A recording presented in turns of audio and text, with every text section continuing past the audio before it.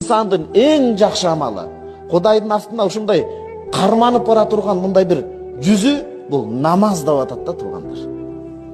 Апаларыбызга жоолуктан кийин эле намаз, аталарыбыз бизге намаз.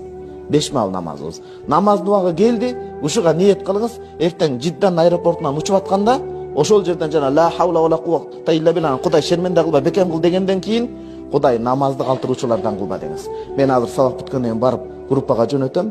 Куранда Аллахым, Аллах кандай мээримдүү.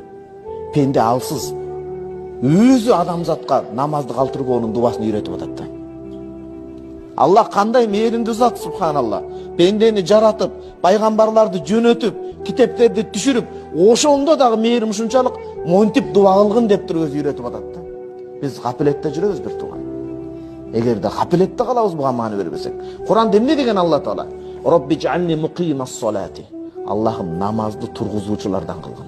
Ва мин зуррияти, мен эле эмес, менин урук тукумумду да кыяматка чейин намазга бекем кыл. Раббана ва тақаббал дуа, менин дуамды кабыл кыл дейт.